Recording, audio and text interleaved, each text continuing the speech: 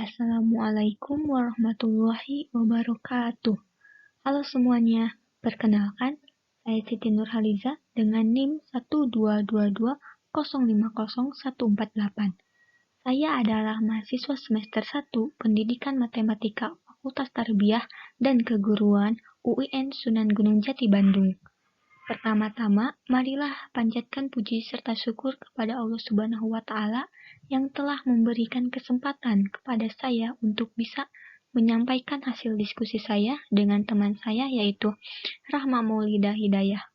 Sholawat serta salam tak lupa saya panjatkan kepada Nabi Muhammad SAW.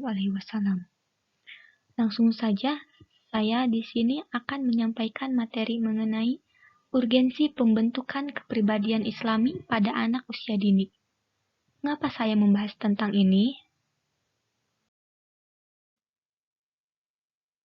Karena dewasa ini, seperti yang sering kita lihat atau dengar di media massa, banyak sekali anak-anak yang terlibat dalam tindakan-tindakan kriminal atau perilaku yang menyimpang dari norma hukum, sosial, maupun agama, seperti perkelahian antar pelajar, minum-minuman keras, merusak lingkungan, dan sebagainya. Perilaku ini sangat jauh dan bertentangan dengan ajaran agama. Hal ini menjadi salah satu faktor dalam minimnya pengetahuan agama yang dimiliki anak-anak, sehingga mereka berperangai yang bertentangan dengan ajaran agama. Dengan demikian, peran orang tua dan pendidik berpengaruh dalam pembentukan karakter Islam yang sangat diperlukan guna mempersiapkan generasi yang berkarakter dan mampu mengaplikasikan pendidikan Islam dengan baik yang sesuai dengan Al-Quran dan As-Sunnah. Pembahasan kali ini ada dua, yaitu pertama, pendidikan pertama bagi anak, dan yang kedua, membentuk kepribadian yang Islami.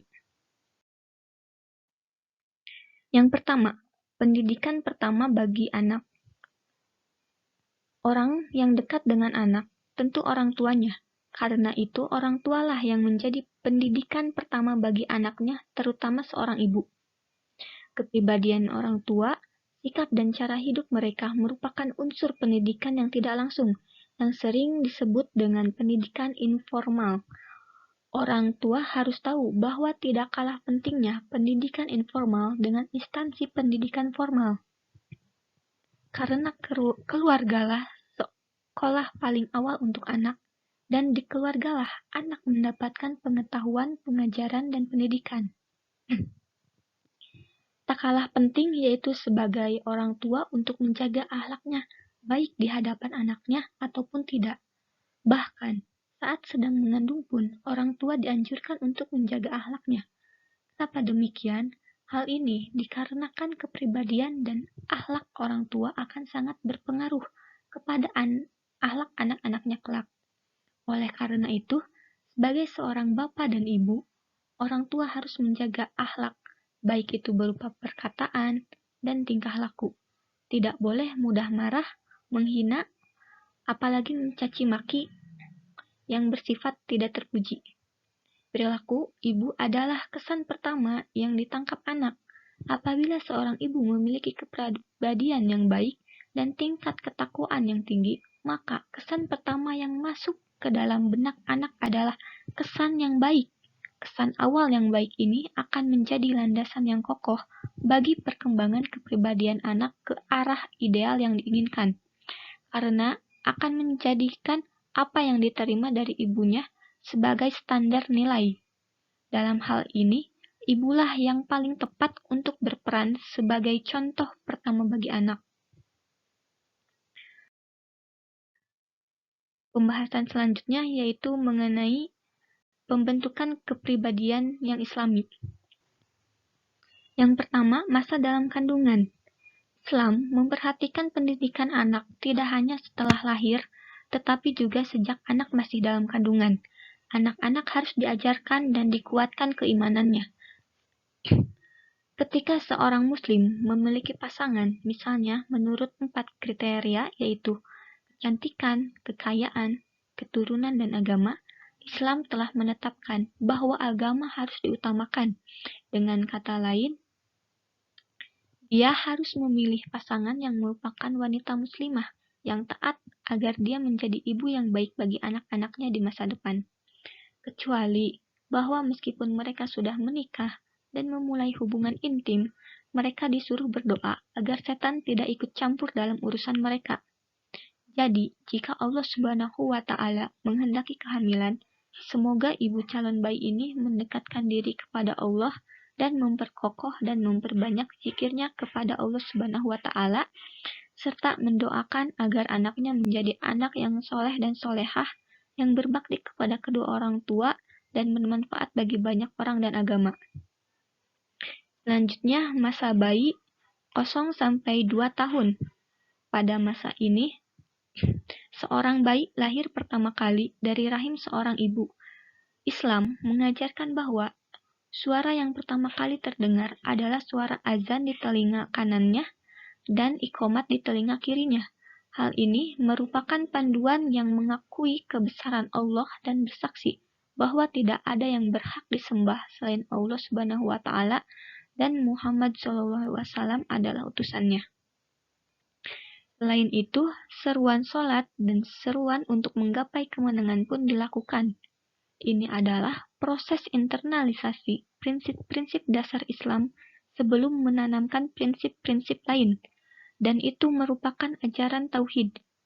Jika diberikan terus-menerus dalam proses pendidikan selanjutnya, anak pasti akan menjadi anak yang soleh dan solehah. Kemudian, langkah selanjutnya adalah memberikan anak nama yang bagus. Nama tersebut itu sama dengan doa.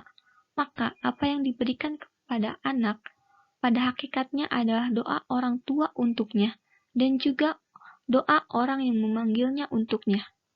Selain itu, nama juga mempengaruhi aspek psikologis anak sesuai dengan proses internalisasi nilai-nilai Islam pada diri anak. Nama mempengaruhi harga diri seseorang karena secara psikologis, nama mempengaruhi harga diri anak. Di tahun pertama kehidupan, orang tua, terutama ibu, harus melakukan kontak fisik dengan bayinya sebanyak mungkin. Hal ini dapat dilakukan dengan menggendong, memeluk, mencium, atau membelai bayi bila memungkinkan, terutama saat menyusui. Kemudian, komunikasikan dengan bayi di mana orang tua dapat berbicara dengan wajar dan pastikan bayi mengerti apa yang dibicarakan. Orang tua juga bisa menggendong buah hati sambil membacakan buku dongeng atau mendengarkan lantunan ayat suci Al-Quran. Saat bayi telah belajar merangkak, amankan rumah dan jauhkan semua kemungkinan bahaya dari anak. Sediakan mainan edukatif yang tidak dapat ditelan bayi. Pada tahap ini, mainan anak yang mengeluarkan suara sangat digemari oleh anak-anak. Kemudian, anak merasa dihargai dan dicintai saat orang tuanya bermain bersama mereka. Tujuan dari kegiatan permainan ini adalah untuk melatih perkembangan bahasa dan komunikasi anak. Setelah anak mulai berbicara, ajarkan kalimat thayyibah seperti Allah, la ilaha illallah, dan lain sebagainya.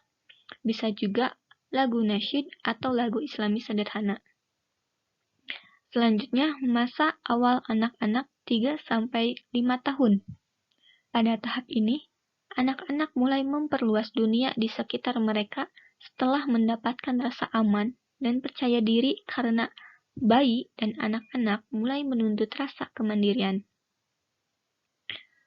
Pada masa ini, anak juga mengalami perkembangan yang luar biasa, terutama dalam kosakata. Secara fisik, anak usia ini mampu melakukan gerakan motorik sederhana, seperti berdiri, melompat, menaik turun tangga, mengayunkan lengan, memantulkan, dan menendang bola. Dalam keterampilan motorik halus, dapat meniru gerakan tangan, memegang pulpen, melakukan sesuatu dengan benda lunak, yaitu contohnya bisa dengan bermain dengan tanah liat, membalikan halaman buku, menggambar garis lurus dan vertikal, melipat dan memotong sepanjang garis lurus. Anak juga dapat memberikan informasi tentang dirinya, mengulang kalimat, mengikuti perintah sederhana, menyanyikan lagu, membuat keinginan, mengungkapkan perasaan, menyebutkan angka, dan menikmati cerita yang diceritakan orang lain.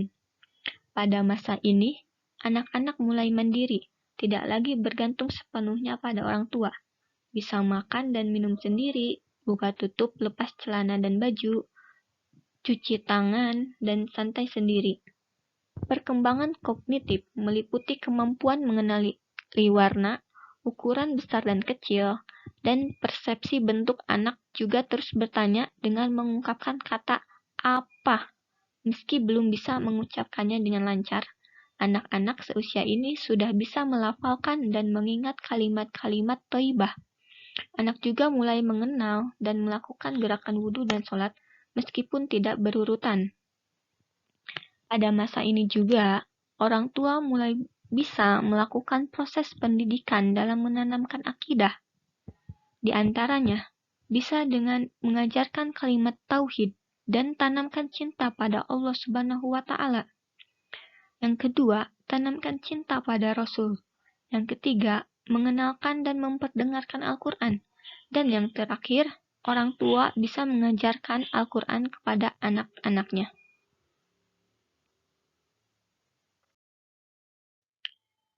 Jadi, kesimpulannya, menjadikan anak yang memiliki kepribadian Islami harus dilakukan sejak dalam kandungan dan diawali dengan memperbaiki atau membatasi perilaku orang tua terhadap hal-hal yang baik saja. Salah satunya dengan mengenalkan atau menanamkan ajaran yang dianjurkan berdasarkan Al-Quran dan As-Sunnah kepada anak sejak dini.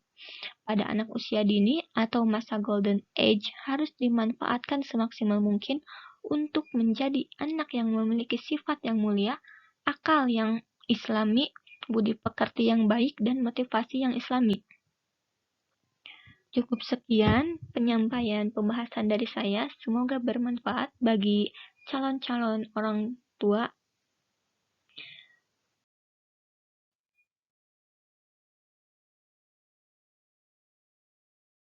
Mohon maaf apabila ada kekurangan dan kesalahan pengucapan kata-kata, karena kesempurnaan hanya milik Allah Subhanahu wa Ta'ala. Terima kasih. Wassalamualaikum warahmatullahi wabarakatuh.